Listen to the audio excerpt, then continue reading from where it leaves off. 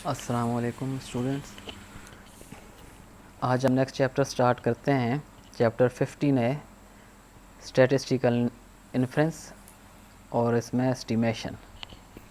तो ये next chapter है, पहले हम सैम्पलिंग पढ़ चुके हैं। तो स्टैटिस्टिकल इन्फ्रेंस को हम डिस्कस करते हैं, इसकी डेफिनेशन के बारे में थोड़ा सा हम यहाँ से स्टार्ट करते हैं कि स्टैटिस्टिकल इन्फ्रेंस जो है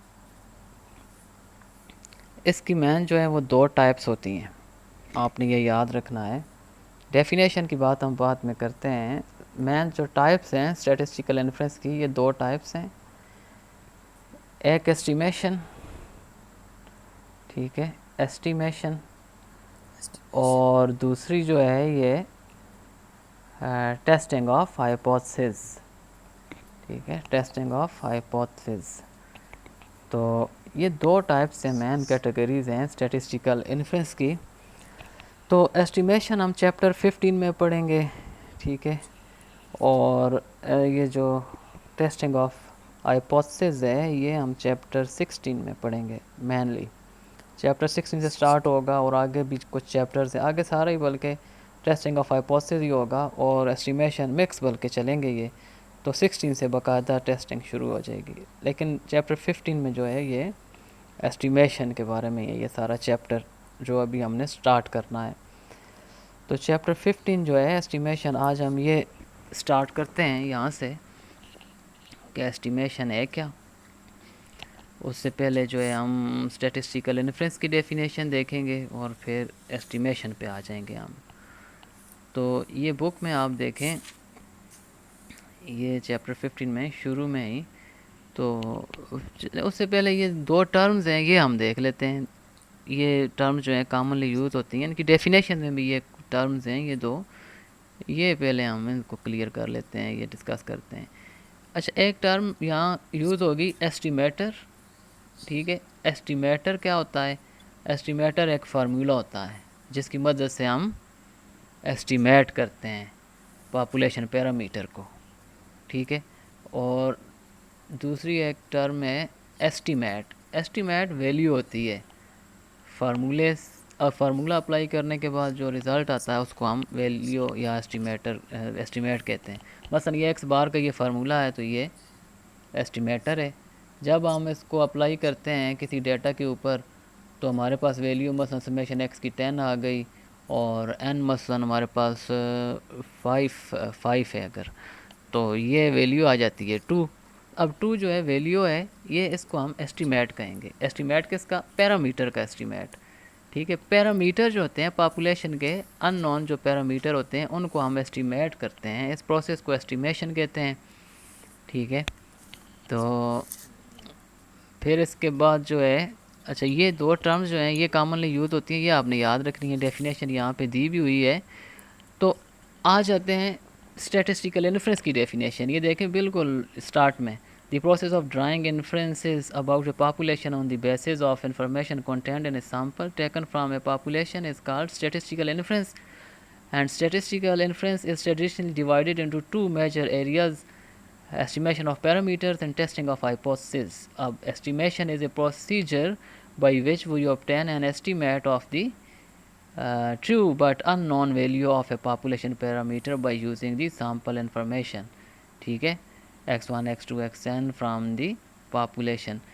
तो estimation की क्या definition हो गई, ठीक है। पहले इन्फ्रेंस क्या है? इन्फ्रेंस क्या है कि पॉपुलेशन के बारे में हम रिज़ल्ट ड्रा करते हैं on the basis of sample. Sample लेते हैं, सैम्पल से जो इन्फॉर्मेशन आती है उस इन्फॉर्मेशन की बेस पे हम पॉपुलेशन के बारे में रिज़ल्ट ड्रा कर देते हैं।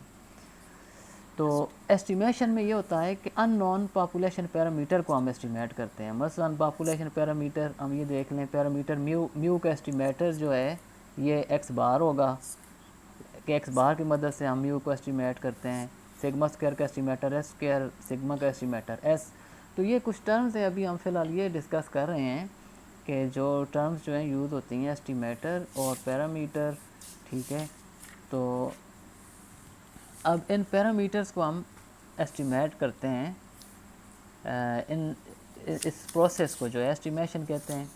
तो पॉपुलेशन का पैरामीटर जो है वो मोस्ट ऑफ द केसेस में अननोन होता है। फिर हम क्या करते हैं कि उस पॉपुलेशन से एग्जाम्पल लेते हैं, सैम्पल को स्टडी करते हैं और उस सैम्पल से फिर हम एस्टीमेट एक अंदाज़ा लगाते हैं कि पॉपुलेशन का पैरामीटर ये होगा जो कि सैम्पल से आया। अब देखें एस्टीमेशन जो है, आगे एस्टीमेशन जो है कि पैरामीटर को एस्टीमेट करने का जो प्रोसेस है, ठीक है, इसकी आगे दो टाइप्स हैं, एस्टीमेशन की दो टाइप्स हैं। तो ये हम देख लेते हैं। एक जो है पॉइंट एस्टीमेशन, इसे हम कहते हैं पॉइंट एस्टीमेशन, और दूसरी टाइप जो है इसकी इंटरवल एस्टीमेशन। तो ये दो टाइप्स आपने एस्टीमेशन की याद रखनी है। तो एस्टीमेशन की डेफिनेशन पहले आप देखें, वो बुक पे लिखी हुई है। उसका मतलब यही हम डिस्कस कर चुके हैं कि पैरामीटर जो है, पॉपुलेशन पैरामीटर को एस्टीमेट करना सैम्पल की मदद से, ये एस्टीमेशन है।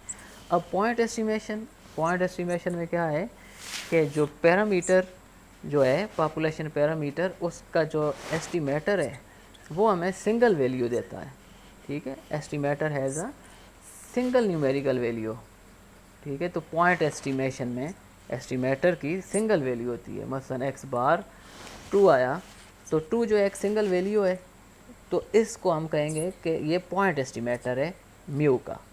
अब इसी तरीके से एस स्क्वायर की भी एक ही वैल्यू आती है, तो एस स्क्वायर की मसलन वैल्यू 1.55, ये भी एक सिंगल वैल्यू है, तो ये भी पॉइंट एस्टीमेटर है। इसी तरीके से एस जो है ये अगर 1 है तो ये भी एक पॉइंट एस्टीमेटर है। तो ये पॉइंट एस्टीमेटर्स हैं। अब ये एक्स बार पॉइंट एस्टीमेटर है किसका? Point estimator of mu. S square is point estimator of sigma square, S is point estimator of sigma. इस तरीके से पी कैप जो है, देखिए सैम्पल का जो रिज़ल्ट है प्रोपोर्शन है ये 1/2 है मसलन, तो पी कैप जो है ये point estimator of population proportion p है। तो ये पॉइंट एस्टीमेटर्स हैं, ये नोटेशंस जो x bar, s square, s, p cap, ये सारे पॉइंट एस्टीमेटर्स हैं। क्यों? क्योंकि इनकी सिंगल वैल्यू आती है जब हम अप्लाई करते हैं इन्हें, तो इस वजह से हम इसमें पॉइंट एस्टीमेटर कहते हैं। तो इसमें हमने पॉइंट एस्टीमेशन ही पहले पढ़नी है, इंटरवल एस्टीमेशन की बाद में बात करेंगे। अब ये देख लें कि क्राइटेरिया फॉर गुड पॉइंट एस्टीमेटर्स, के जो गुड पॉइंट एस्टीमेटर होता है उसका क्राइटेरिया क्या है, या हम इसे प्रॉपर्टीज़ भी कह सकते हैं कि properties of good point estimator, ठीक है। कि कौन सा एस्टीमेटर जो है ज़्यादा गुड होगा, ज़्यादा अच्छा होगा, ठीक है, बाकियों के मुकाबले में। तो एक ऐसा एस्टीमेटर जिसमें ये प्रॉपर्टीज़ होंगी, ये क्वालिटीज़ होंगी, हम कहेंगे कि वो एस्टीमेटर जो है, वो पॉइंट एस्टीमेटर जो है वो गुड है।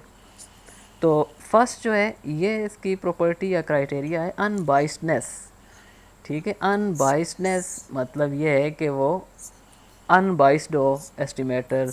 दूसरा है कंसिस्टेंसी। कंसिस्टेंसी का मतलब कि वो एस्टीमेटर कंसिस्टेंट हो। डिटेल हम बाद में देखेंगे, अभी फ़िलहाल आप जो है इनके नाम याद रखें, ये प्रॉपर्टीज़ याद रखें। फिर एफिशिएंसी, कि वो एस्टीमेटर अगर एफिशिएंट है, ठीक है, अगर वो सफिशेंट इन्फॉर्मेशन को यूज़ करता है, सफिशेंसी है। तो ये 4 प्रॉपर्टीज़ हैं कि जो कि एक गुड पॉइंट एस्टीमेटर में होनी चाहिए, ठीक है। अगर ये चारों प्रॉपर्टीज़ हों किसी में, मतलब इसमें ज़्यादा से ज़्यादा प्रॉपर्टीज़ जो फुलफ़िल करे जो एस्टीमेटर, हम कहेंगे कि वो उतना ही गुड है, उतना ही अच्छा है। तो ये आप देखें पेज 71 के ऊपर इसके बारे में डिटेल लिखी हुई है। बाकी तफसील, इसकी तफसील जो है मज़ीद हम नेक्स्ट लेक्चर में पढ़ेंगे। यहाँ तक आपने अभी इस लेक्चर को तैयार करना है। ये इंट्रोडक्शन था एस्टीमेशन का थोड़ा सा, ठीक है। इसमें अगर कोई क्वेश्चन हो तो वो आप मुझसे पूछ सकते हैं। ओके स्टूडेंट्स, अल्लाह हाफिज़।